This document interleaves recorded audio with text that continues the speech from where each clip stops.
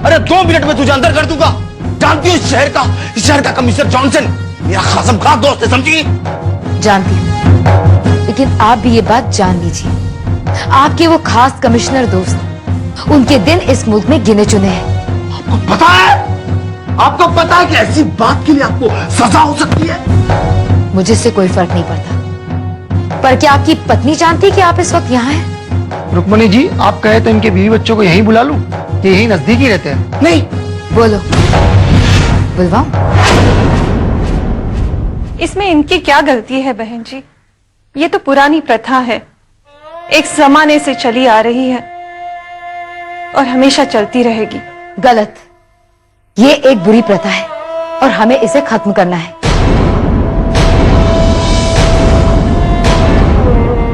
बहन, तुम ये मत भूलो कि तुम सबसे पहले एक भारतीय नारी हो, जिसे इस देश ने हमेशा से एक देवी का दर्जा दिया है। तुम देवी के बराबर हो, तुम उससे कम नहीं हो। लेकिन इन जैसे लोगों ने तुम्हें घर जैसे मंदिर से निकालकर इस नर्क में धकेल दिया है। कब तक बहन, कब तक तुम अपनी जिंदगी इस तरह बसर करती रहोगी? कब तक ये दाग हमारे समाज के माथे पर लगा रहेगा? कब तक? बहन, हमें एक नया भारत बनाना है, एक खुशहाल भारत, एक साफ सुथरा भारत जो दूसरे मुल्कों के लिए एक उदाहरण हो। मैं इस रसवाड़ी मोहल्ले को बंद करवा कर रहूंगी।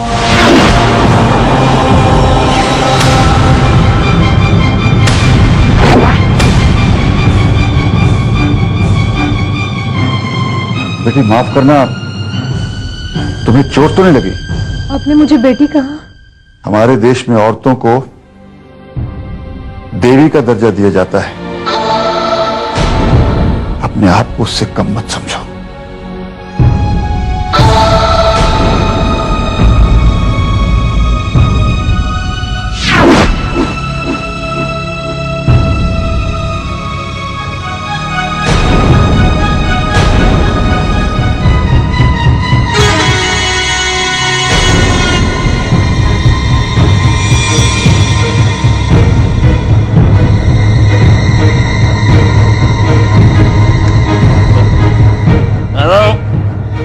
अभी आ रहा हूँ।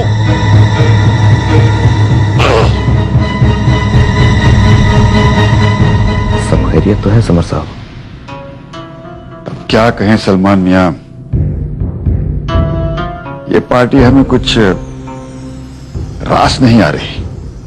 मेरी भी यही राय है समर साहब कि अब हमें यहां ज्यादा देर नहीं रुकना चाहिए।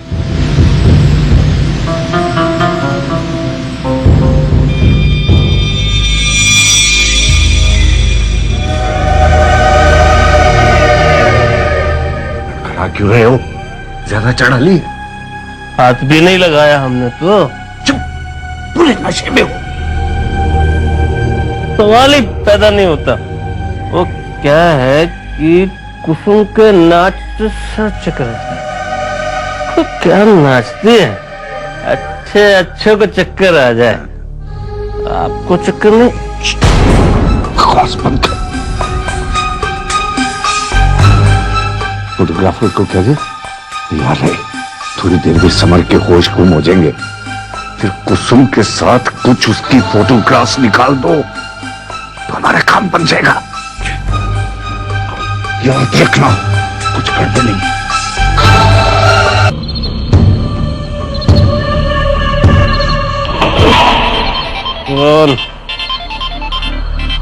कौन मेरी रात में फोन? कौन बोल रहा है? टाइम फोन करने का क्या वाला है? कहाँ तक पहुंचे? बंगले तक पहुंचे, उसी के बाहर हैं। अरे बाहर क्यों खड़ा? जाओ काम करो और वापस आ जाओ। अब भैया 4 घंटे से बंगला ताक रहे हैं, अभी तक तो कोई लड़की दिखाई नहीं दी। अरे बेवकूफों, पालो, जो भी करना है जल्दी करो। तो सुनो, गोपी से मिले, हमारा खास दोस्त है। नहीं भैया।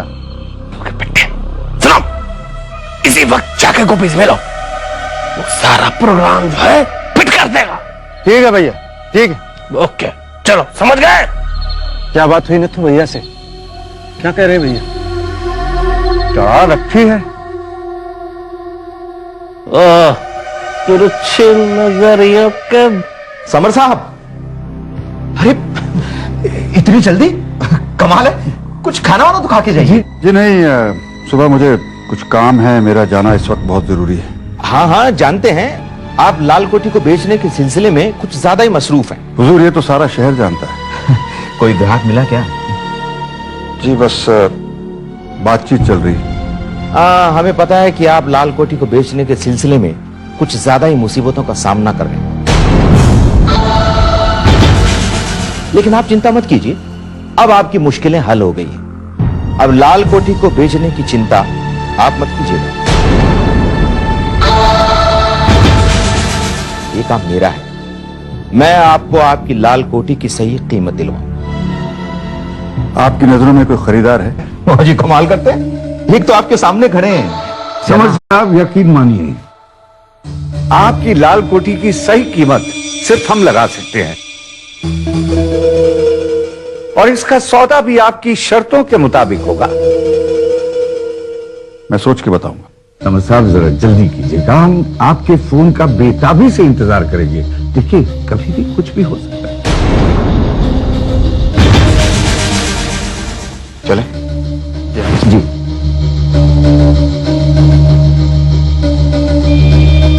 गोलियों का कोई असर नहीं हो गया। मैं तो खुद हैरान हूं कि ऐसा कैसे हो गया।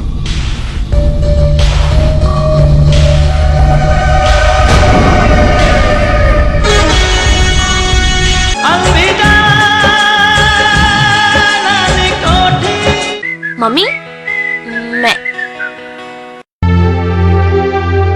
खामोश हो गई है, किसी से बात नहीं करती, चुपचाप अकेली बैठी रहती है। शालिनी बेटे, तुमने पता लगाने की कोशिश की कि उसकी खामोशी की वजह क्या? अंकल, मुझे तो उसे पूछने से भी डर लगता है। एक बार पूछा तो गुस्से में कह दिया कि मुझे डिस्टर्ब मत करो। जब देखो तब किताब पढ़ती रहती है। शालिनी, वो कारागार पढ़ रही है। तो कारागार पढ़ने से ऐसी कौन सी तब्दीली आ गई है उसमें? घूमती, तुम उससे बात करके क्यों नहीं देखती? नहीं, इस वक्त उसे किसी हम उम्र की जरूरत है। शालिनी और आनंद उससे बात करें ना तो ठीक रहेगा। आंटी, मुझे तो बख्श दीजिए, मैं उसके नजदीक भी नहीं आना चाहता। हाँ। आनंद, तुमने तो समर साहब को प्रॉमिस किया था ना कि तुम उसका ध्यान रखोगे। क्या हुआ, प्रॉमिस भूल गए? आनंद, शालिनी बिल्कुल ठीक कह रही है भाई। जब तुम समर साहब को अपना गुरु मानते हो तो उनकी बेटी का ख्याल रखना तुम्हारा फर्ज है।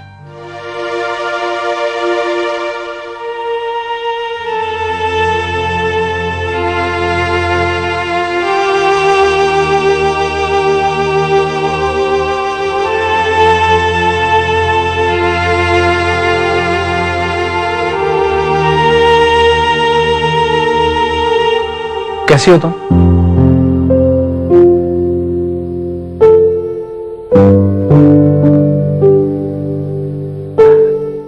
बाहर मौसम बहुत अच्छा है ना?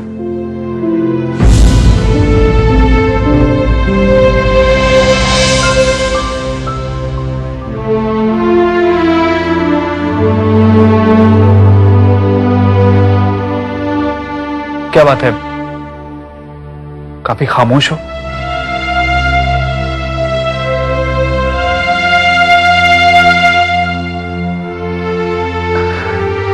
कोई परेशानी है क्या?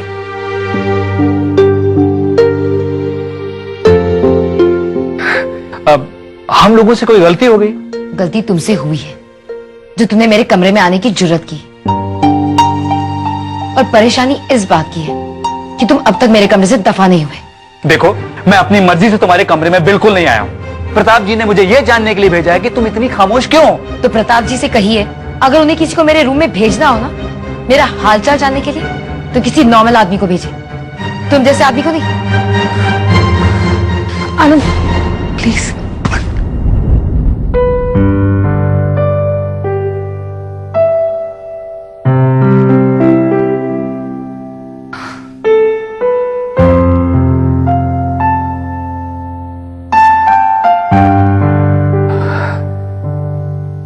देखो नंदिनी, देखो, तुम खामोश हो, हम सब लोग परेशान हैं। प्लीज बताओ ना। तुमने मुझे हाथ लगाया। Just get out of my room.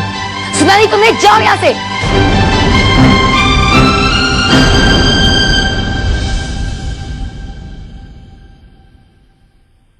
Nandini, Nandini, हना सही कह रहा है। हम सब तुम्हारे लिए परेशान हैं।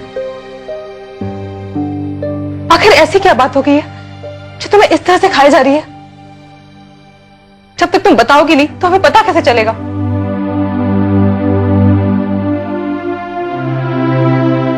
शालिनी, तुमने मुझसे कारागार पढ़ने के लिए कहा था ना? हाँ, तो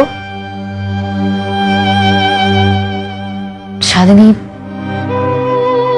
जिंदगी भर एक अजीब सा डरावना अंधेरा रहा है मेरे अंदर। एक ऐसा अकेलापन जिसने मेरा जीना मुश्किल कर दिया है। सिर्फ उसे समझने की कोशिश कर। शालिनी, मुझे शांति चाहिए, एकांत चाहिए। प्लीज कुछ देर के लिए मुझे अकेला छोड़ दो, प्लीज।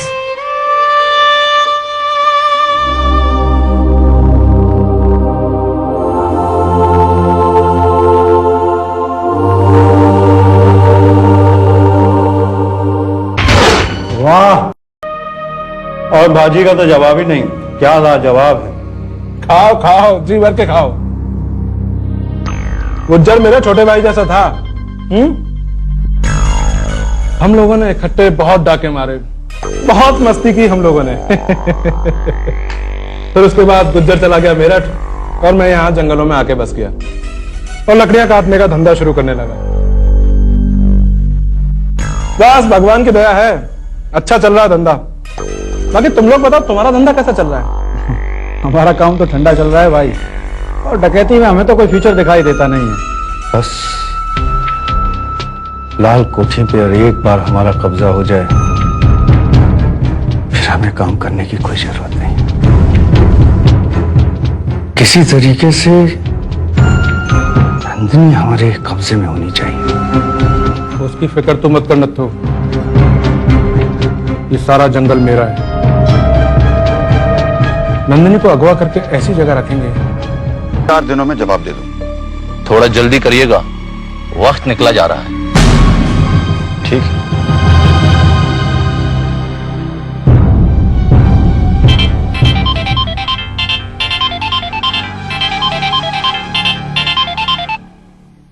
हेलो। समर बेटा, वहां सब ठीक ठाक तो है ना? हाँ मोहन चाचा, ठीक ही है। क्यों, क्या बात है? खबर मिली है बेटा कि सुखेंद्र लाल ने अपने 4 गुंडे तो पर नजर रखने के लिए लगा रखे हैं। उसने मेरे पीछे अपने गुंडे क्यों लगा दिए हैं, मेरे समझ में नहीं आ रहा। समर बेटे, सुखेंद्र लाल को यह भनक पड़ चुकी है कि राम अवतार की नजरें भी उस कोठी पे लगी हुई हैं और वो किसी हाल में ये नहीं चाहेगा कि उसके सबसे बड़े दुश्मन राम अवतार के हाथ ये कोठी लगे, समझे? मेरे ख्याल से हमें गांव के इस प्रोजेक्ट पर कल से ही काम शुरू कर देना चाहिए। नंदिनी, नंदिनी, क्या हुआ बिहारी, इतने घबराए हुए क्यों हो? क्या हुआ नंदिनी को? नंदिनी जी फिर गाड़ी लेकर चली गई।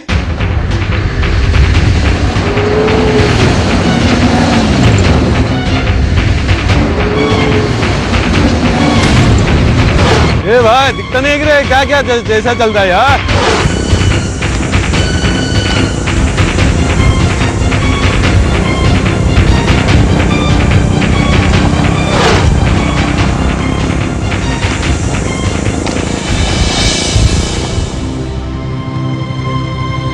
कहाँ ढूंढे इसको? नाक में दम कर दिया इसने।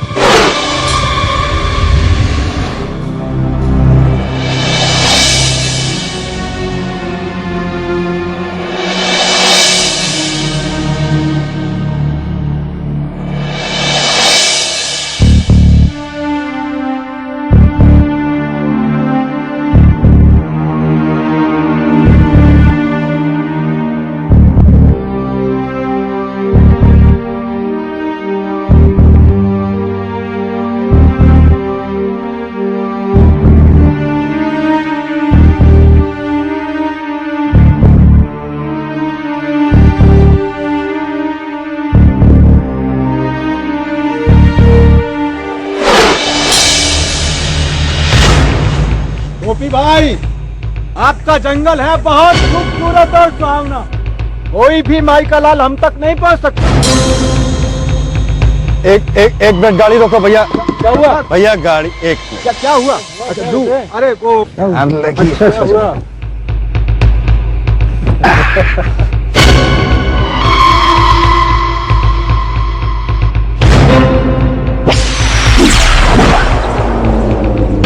गोपी बताओ।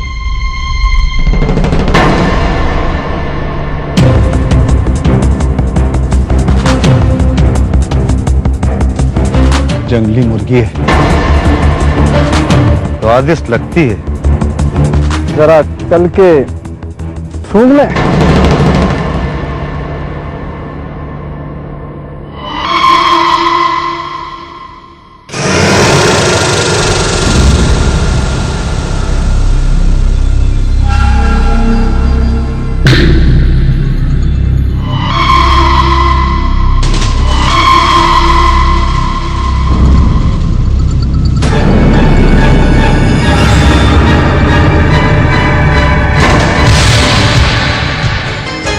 पुराने असूलों की, नए रिवाजों की, ये लाल कोठी इस युग की कहानी कुछ नई है, कुछ पुरानी है। अलविदा लाल कोठी, अलविदा लाल कोठी। लाल कोठी अलविदा। प्रायोजक क्लिनिक प्लस शैम्पू।